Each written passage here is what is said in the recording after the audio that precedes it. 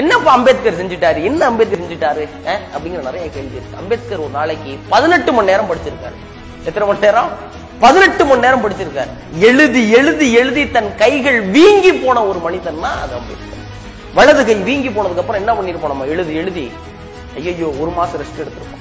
வலது கை வீங்கிற ஒரே காரணத்துக்காக இடது கையில எழுத பயிற்சி பெற்று தன் நாள் முழுவதும் 2 கைகளால் எழுத தெரிந்த ஒரே அரசியல் தலைவர் அம்பேத்கர் அப்படிங்கிறாங்க. 64,000 புத்தகங்கள் படிச்சிருக்காரு அப்படிங்கிறாங்க. இந்த உலகத்திலே தி ஃபைனஸ்ட் லைப்ரரி எவர் கிரியேட்டட் அப்படின்னு எல்லாரும் பார்த்து வியக்கத்தக்க வகையில தன் வீட்டிலே புத்தகம் லைப்ரரி வச்சிருந்த ஒரு பெரிய ஆள் அம்பேத்கர். என்ன அவர் அரசியல்வாதி தானே, சட்டம் இயற்றினார்னு சொன்னீங்க, சட்டம் மேதை தானே அப்படின்னா, சட்டம், அரசியல், வரலாறு, பொருளாதாரம், நீர்ப்பாசனம், கோழி வளர்ப்பு, அணுசக்தி, சுரங்கம்னு பல துறைகள் சார்ந்த புத்தகங்கள் அவர் வீட்டுல பெருசு பெருசா இருந்துச்சு. வாங்கி அழகுக்காக வைக்கல, எல்லாத்தையும் படிச்சிருக்கிறார். வெளியூர்ல போய் எங்கேயாவது தங்கணும்னா நூலகங்கள் எங்க இருக்கோ அதுக்கு பக்கத்துல அறைய வாங்கி அங்கே தங்குவாராம். இதுவரைக்கும் அவர் 64,000 புத்தகம் படிச்சிருப்பாரு அப்படின்னா எத்தனை மனிதர்கள் அதை செஞ்சிருப்பாங்க? இவ்வளவையும் படிச்சதுக்கு அப்புறம் இங்கதான் நம்ம எல்லாரும் கவனிக்க வேண்டியது. நீங்க வாழ்க்கையில ரொம்ப அடிபடுறீங்க, ரொம்ப கஷ்டப்படுறீங்க அப்படின்னா நீங்க ஒரு நிலைமை அடைஞ்சதுக்கு அப்புறம் நீங்க பாராட்டுதற்குரியர் ஆயிருவீங்க இல்லையா? ஆனா யோசிச்சு பாருங்க, வெளிநாடுக்கு போய் பாரிஸ்டர் பட்டம்லாம் வாங்கிட்டு வந்து பொருளாதாரம், புண்ணாக்கு எல்லாத்துலயும் PhD முடிச்சுட்டு வந்ததுக்கு அப்புறம் பரோடா அரண்மனையில ராணுவ செயலாளரா வேலை பார்க்கிறார். அங்க வேலை பார்க்கும் போது எல்லாரும் தண்ணி குடிக்கிறதுக்கு பானையில தண்ணி வச்சிருப்பாங்க. இவர் அதுல போய் தண்ணி குடிக்க முடியாது.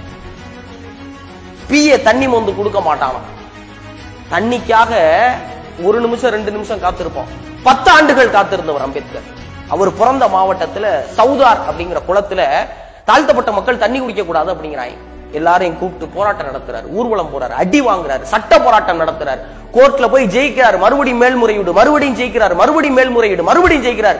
3 முறை கோர்ட்ல ஜெயிச்சு 10 ஆண்டுகளுக்கு அப்புறம் சவுதார் குளத்துல நாங்களும் தண்ணி குடிக்கலாம்டா அப்படின்னு தண்ணிக்காக 10 ஆண்டுகள் போராடினவர் அம்பேத்கர். ஏன் சாதியை தாண்டி அம்பேத்கரை பார்க்கணும்? The problem of rupee, its origin and its solution அப்படின்னு ஒரு புத்தகத்தை 1923 எழுதுறாரு. அந்த புத்தகத்துல என்ன பலன் கிடைச்சிருச்சு? இன்னைக்கு இந்தியாவுல இருக்கிற reserve bank of India 1935 Ambedkar எழுதின புத்தகத்தை வச்சுதான் வந்துச்சுன்னா எத்தனை பேரால் நம்ப முடியும்? இன்னைக்கு நம்ம ஊர்ல வெளிநாட்டுல எழுதின ஆத்தர்ஸ் உடைய புத்தகம், அவங்களுடைய கவிதைகள் அதெல்லாம் படிச்சுட்டு இருக்கோம் இல்லையா? அமெரிக்கால இருக்கிற கொலம்பியா யூனிவர்சிட்டியில வெயிட்டிங் ஃபார் எ விசான்னு ஒரு புத்தகம் அம்பேத்கரால எழுதப்பட்டது அங்க சிலபஸா இருக்கு.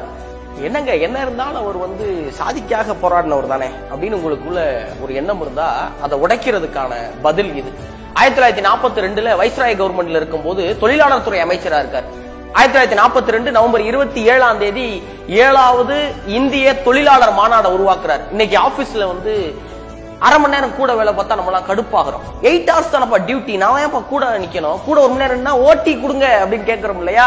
அந்த கேட்கறதுக்கான முதல் சட்டத்தை ஏற்றினது அம்பேத்கர். அதுக்கு முன்னாடி 14 மணி நேரம் வேலை பார்க்கிற சட்டம் இங்க இருந்திருக்கு. தொழிலாளர்களுக்கு 8 மணி நேரம் வேலை வாங்கி கொடுத்தது மட்டும் கிடையாது, அகவிலைப்படி, தொழிலாளர்களுக்கான காப்பீடு, ESI மருத்துவத்தில் இன்னைக்கு எத்தனை ஏழை தொழிலாளிகள் போய் மருத்துவம் பார்த்து தங்கள் உடம்பை சரி பண்ணிக்கிறாங்க. இது எல்லாம் கொண்டு வந்தது அம்பேத்கர் தான். பெண்களுக்கு எவ்வளவு தூரம் போராடி இருக்கிறார். பெண்கள் மகப்பேறு காலத்துல சம்பளத்தோடு கூடிய விடுமுறையை வாங்கி கொடுத்தது அம்பேத்கர். சுரங்க பணிகள்ல பெண்கள் வேலை செய்யக்கூடாதுங்கிற சட்டத்தை கொண்டு வந்தவர். தொழிலாளர் நலனுக்காக இன்னைக்கு முத்தரப்பு பேச்சுவார்த்தை நடக்குது இல்லையா? ஒரு பெரிய தொழிற்சாலை ஏதாவது ஒரு பிரச்சனைனா தொழிலாளி, முதலாளி, அரசாங்கம் 3 பேர் உட்கார்ந்து பேசுங்கப்பா, பேசி தீருங்கப்பா, ஸ்ட்ரைக் எல்லாம் வேணாம், ஸ்ட்ரைக் அடிக்கடி பண்றதும் தப்பு, அதுக்காக ஸ்ட்ரைக் பண்ண கூடாதுன்னு தொழிலாளர்கள்ட்ட சொல்றதும் தப்புங்கிறத சொன்னது அம்பேத்கர். மகப்பேறு காலங்கள்ல பெண்களுக்கு சம்பளத்தோட கூடிய விடுமுறை கொடுக்கணும், சுரங்க தொழில்கள்ல பெண்களை ஈடுபடுத்த கூடாது, பெண்களுக்கு சொத்துரிமை வேணும் சொல்லி பெண்களுக்காக ஒரு பெரிய போராட்டம் நடத்தினது அம்பேத்கர் தான். ஒடுக்கப்பட்ட மக்களுக்காக அம்பேத்கர் குரல் கொடுத்தார். ஆமா, அது சாதியால ஒடுக்கப்பட்டவர்களுக்காக மட்டும் கிடையாது. சமுதாயத்தில் ஒடுக்கப்பட்டவர்கள், பாலினத்தால ஒடுக்கப்பட்டவர்கள், சாதி சமநிலை இல்லாம ஒடுக்கப்பட்டவர்கள், எங்கெல்லாம் ஒடுக்கப்பட்டவர்கள் இருந்தாரோ எல்லாருக்கும் போராடினவர் தான் அம்பேத்கர். நாக்பூர்ல ஒரு கான்பரன்ஸ் நடக்குது, அதுக்காக அம்பேத்கர் கிளம்புறாரு. வீட்டு வாசல்ல ஒரு 3 வயசான பாட்டி நின்னுகிட்டு இருக்காங்க. நின்ன பாட்டியை ஒரு மாலை எடுத்து அம்பேத்கருக்கு போட்டு நீ நல்லா இருக்கணும் ஜாமி அப்படிங்கிறாங்க. அப்புறம் கேட்கிறாரு, என் கூட கான்பரன்ஸ் வந்தா என்ன அப்படின்னு கேட்கிறாரு. இல்ல கான்பரன்ஸ்க்கு வரவளுக்கு கிட்ட காசு இல்லை அப்படின்னு 3 கிழவியும் பரிதாபமா சொல்லுது. இப்ப அந்த மாலை வாங்க மட்டும் ஏது காசுன்னப்ப அந்த கிழவி சொன்னிச்சான், 1 மாசமா விறகு வெட்டி எல்லாரும் காசு சேர்த்து உனக்கு மாலை வாங்கணும் சாமி, நீ நல்லா படிக்கணும், நிறைய படிக்கணும், படிச்சு எங்க பிள்ளையெல்லாம் காப்பாத்தணும் சாமின்னு உடனே கண் விளங்கி அந்த வறண்ட கைகளை பிடிச்சிட்டு சொல்றாரு அம்பேத்கர், உங்களுடைய அடுத்த தலைமுறைகளுக்கு கிடைக்க வேண்டிய அத்துணை உரிமைகளும் கிடைக்கும், உங்களுக்கான கல்வி கிடைக்கிறதுக்கு நான் கடுமையா பாடுபடுவேன், அப்படி இல்லைன்னா துப்பாக்கியால சுட்டுக்கிட்டு செத்து போயிருவேன் கொடுத்த சத்தியத்தை மிக நிச்சயமா காப்பாத்தினவர் அம்பேத்கர். 2010 அமெரிக்க அதிபர் பராக் ஒபாமா இந்தியா வராரு, நாடாளுமன்றத்தில் பேசுறாரு. பேசி முடிக்கும் போது சொல்றாரு, நீங்கள் எங்க இருந்தாலும் சரி, எப்படி இருந்தாலும் சரி, வாழ்க்கையில் வெற்றி பெறலாம் என்ற நம்பிக்கை எனக்கு கொடுத்தவர் அம்பேத்கர் சொல்லி அம்பேத்கரை கோட் பண்ணி தன்னுடைய பேச்சை முடிக்கிறாரு ஒபாமா. ஹிஸ்டரி தொலைக்காட்சியும் CNN IBN நியூஸும் சேர்ந்து உலகத்தின் தலைச்சிறந்த மனிதர்களுடைய பட்டியல் எடுக்கிறாங்க. இந்தியா சார்பா அதுல காந்தி இருப்பார்னு பார்த்தா காந்திக்கு பதில் அம்பேத்கருடைய பெயர் இருக்கு அதுல. 2004 Columbia university top 100 scholars in this world, உலகத்தின் தலைசிறந்த படிப்பாளிகள் பட்டியல் எடுக்குது. அதுல முதல் பேரு அம்பேத்கருடைய பேர்.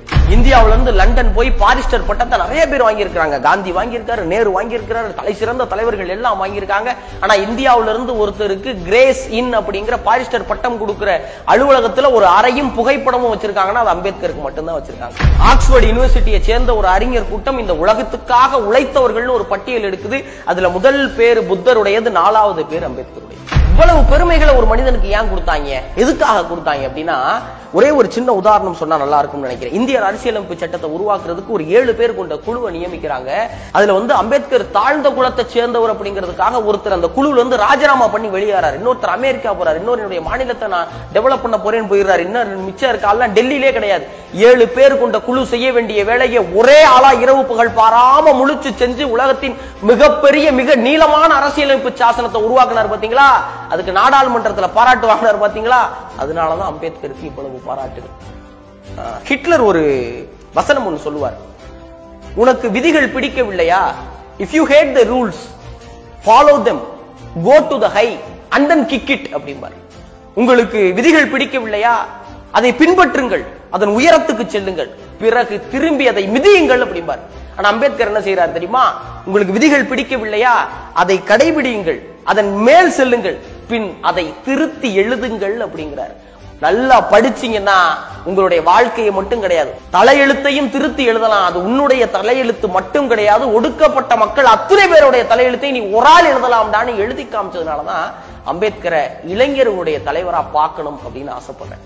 அம்பேத்கரை போல நிறைய படிங்க, அதுக்கு முன்னாடி அம்பேத்கரையும் படிங்க, அதுக்கப்புறமாவது புரிந்து கொள்ளுங்கள். அவர் வெறும் சாதிய தலைவர் இல்ல, சாதிக்கணும்னு காத்து கொண்டு இருக்கிற இந்த இளைஞர் கூட்டத்தின் மிகப்பெரிய தலைவர் அம்பேத்கர். ஒருவேளை உங்களுக்கு இந்த காணொலி பிடிச்சிருந்துச்சுன்னா இந்த காணொலியை மற்றவர்களுக்கு பகிர்றதை தாண்டி நீங்க இன்னும் ஒரு முறை கேட்டுட்டு படிக்க ஆரம்பிங்க. உங்கள் தலையெழுத்தை மட்டும் கிடையாது, உங்கள் சுற்றத்தின் தலையெழுத்தையும் மாற்றுவதற்கு ஒரே ஆயுதம் படிப்பு. அவரை பத்தி தெரிஞ்சுக்கிறதும் நம்மளை பத்தி தெரிஞ்சுக்கிறதும் ரொம்ப முக்கியம்னு நான் நம்புறேன். நன்றி. பேசியது குமரன்.